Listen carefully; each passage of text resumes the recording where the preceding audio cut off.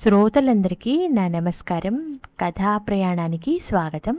ఈ ఆదివారం కథా ప్రయాణంలోని పాటల పల్లకి శీర్షికలో 1953లో విలక్షణ హిందీ నటుడు రాజ్ కపూర్ నిర్మించిన ప్రేమలేఖలు అనే చిత్రంలోని పందిట్లో పెళ్ళవుతున్నది కనువిందవుతున్నది అనే పాట యొక్క విశేషాలతో మీ ముందుకు వచ్చేసాను.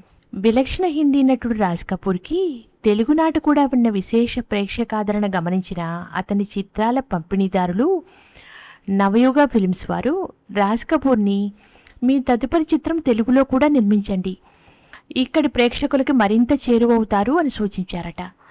వారి సలహా రాజ్ కపూర్కి నచ్చింది.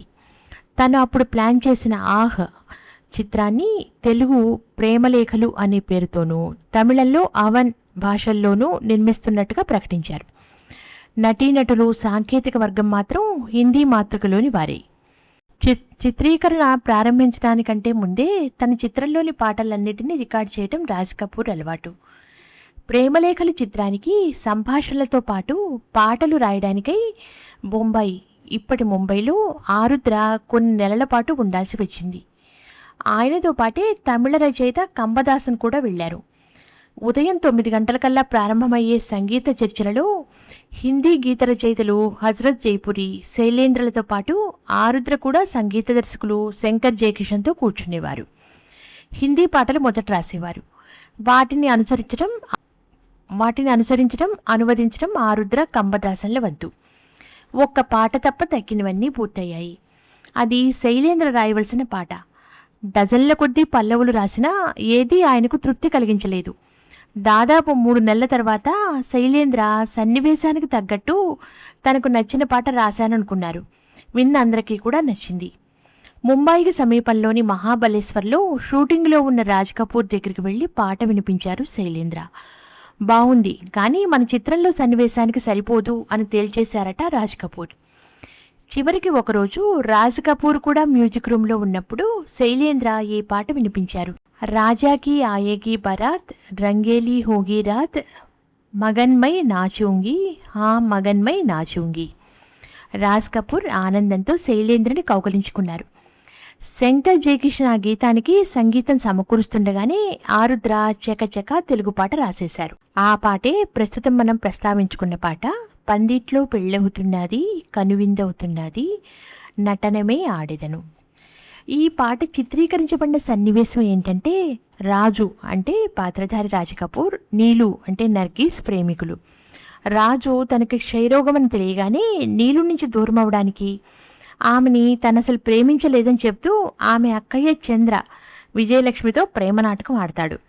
తన స్నేహితుడు డాక్టర్ కైలాస్ ప్రాణ్ పాత్రధారి నీలు వివాహం జరిపించాలనుకుంటాడు రాజు. తన సోదరి చంద్రని రాజు పెళ్లి చేసుకుంటాడనే భావంలో ఉన్న నీలు అందుకు ఒక పక్క తన ఆనందాన్ని వ్యక్తం చేస్తూ మరోవైపు తనలోని ఆవేదనని అణుచుకుంటూ ఈ పాట పాడుతుంది.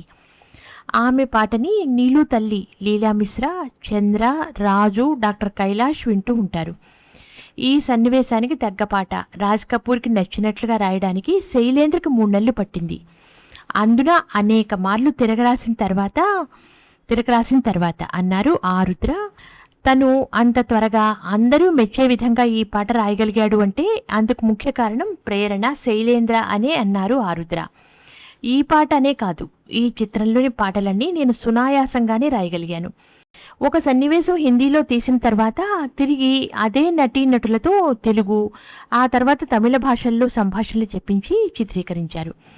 అలా తెలుగు చిత్రం కోసం ఆరుద్ర బొంబాయిలోనే ఉండిపోవడం జరిగింది. పాటల చిత్రీకరణకి ఇదే విధానాన్ని అనుసరించారు. చిత్రీకరణ సమయంలో పెదవుల కదలిక నర్గీస్, రాజ్ కపూర్ తదితరులదే అయినా ఆ తర్వాత ఆ చిత్రానికి సహాయ దర్శకుడిగా పనిచేసిన తెలుగువాడైన కళాచంద్ర రాజ్ కపూర్కి, కృష్ణకుమారి కాశీనాథ్ నర్గీస్కి, తర్వాత కాలంలో ఫిల్మ్ ఎడిటర్గా ప్రఖ్యాతిగాంచిన టి కృష్ణ ప్రాణ్కి, రావికొండలరావు గారు నౌకరు పాత్రధారితో పాటు మరో 2-3 చిన్న పాత్రలకి డబ్బింగ్ చెప్పారట. ఈ చిత్రం డబ్బింగ్ కార్యకలాపాలు భానుమతి రామకృష్ణ గారి భరణి స్టూడియోలో జరిగాయి. ప్రముఖ నటుడు హరనాథ్ తండ్రి వరహాలరాజు పర్యవేక్షణలు. విశేషం ఏమంటే ఆరుద్ర పక్షిరాజావారి బీదల పాటలు చిత్రంతో పాటల రచయితగా చిత్రరంగ ప్రవేశం చేసిన ఆ చిత్ర విజయం ఆయనకు ఎలాంటి అవకాశాలు తెచ్చిపెట్టలేదు. కానీ ప్రేమలేఖలు బాక్సాఫీస్ వద్ద అపజయం పాలైనప్పటికీ ఆ చిత్రంలోని పాటలు అత్యంత ప్రజాదరణ పొందాయి. ఆరుద్రను అందలం ఎక్కించాయి. విన్నారుగా, ఈ వారం మనం ప్రస్తావించుకున్న ప్రేమలేఖల సినిమాలోని పందిట్లో పెళ్ళవుతున్నది, కనువిందవుతున్నది, నటనమే ఆడెదను అనే పాట యొక్క విశేషాలను మరియు ప్రేమలేఖల చిత్రం యొక్క విశేషాలను. వచ్చే వారం మరో మంచి చిత్రగీతంతో మీ ముందుంటాను. అంతవరకు సెలవు. నమస్కారం.